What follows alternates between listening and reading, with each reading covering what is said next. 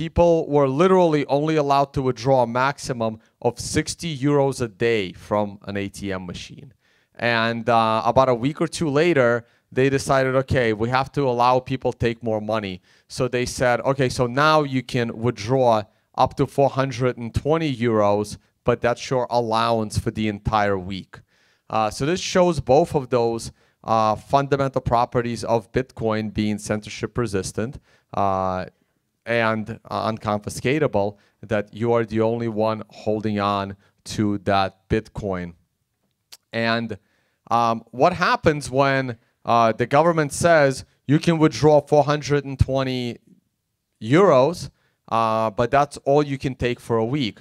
Well, this is what it looked like in Greece that Monday when the banks or the ATMs opened. I don't think the banks opened. I mean, God, who would want to be a teller at that bank on Monday? But the ATMs opened, and this was the scene in Greece that Monday, and everyone rushed to withdraw their 420 euros for that week.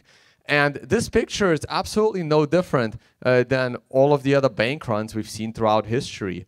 Right there in the upper right, we have the 1907 financial crisis in the US. It was actually one of the biggest financial crises we ever had, comparable to the 1929 stock market crash. It was just different because the market didn't have such a run-up in price that needed to crash. The pictures here in the middle are from Germany. That's Weimar Republic. That's also from Germany. Burning banknotes for heat because the paper was, more efficient as heat at the time than money. That was their money. That was in 1923. This picture here, this is 1934, following the Great Depression. And again, there are people burning, banknotes that all of a sudden became worthless. And once again, let's go to the present time of that is Zimbabwe in 2007 during their hyperinflation. So what do all these pictures have in common? Well, actually, let me say, what is the difference between these pictures? Time and basically technology, right? Color. Though banking technology hasn't really changed other than Bitcoin, right? The only difference between these pictures is really the recent ones are in color and the old ones have to be black and white. But speaking of the issues in Zimbabwe and Weimar Republic and 1934, this brings us to another property of Bitcoin, but I don't believe it's the property of the blockchain. It's just the property of Bitcoin, because Satoshi chose to make Bitcoin more similar to gold than more similar to the current financial system. And I'm sure everyone had seen this. This is the gold confiscation bill in 1933. And you can see it right there that criminal penalties for violations would be $10,000 fine or 10 years imprisonment. And this is for people that did not want to turn in their gold. Now, it was easy for government to confiscate the gold because the banks were the middleman holding all that gold on behalf of the people. And the government didn't really go door to door hunting people's gold, even though some people still turned it in.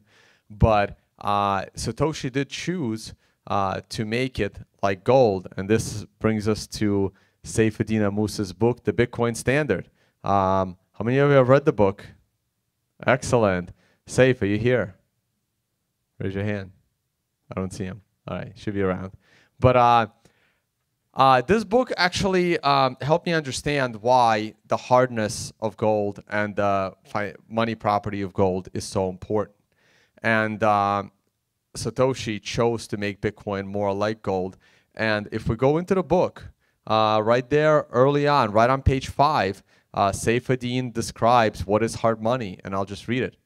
If people choose a hard money with a high stock-to-flow ratio as a store of value, their purchasing of it to store it would increase demand for it, causing a rise in its price, which would incentivize its producers to make more of it. But because the flow is small compared to the existing supply, even a large increase in new production is unlikely to depress the price significantly. Okay? So this is where you start to understand why this property of hard money and gold has been so important throughout the years.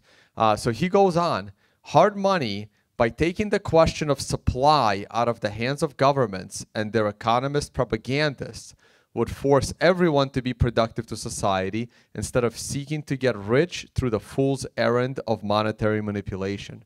International economic summits are convened where world leaders try to negotiate each other's acceptable currency devaluation, making the value of the currency an issue of geopolitical importance.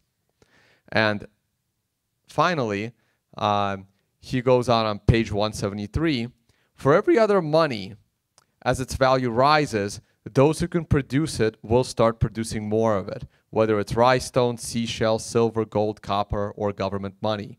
Everyone will have an incentive to try to produce more. Bitcoin is the hardest money ever invented. Growth in its value cannot possibly increase its supply. It can only make the network more secure and immutable to attack. And it makes Bitcoin fundamentally different from every other money.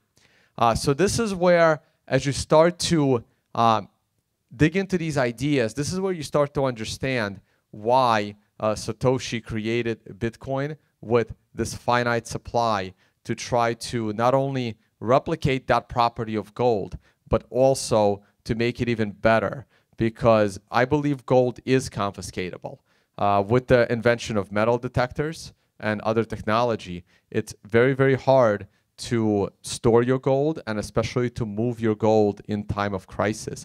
But with Bitcoin, you could. You can just memorize your private key and you are good to go. So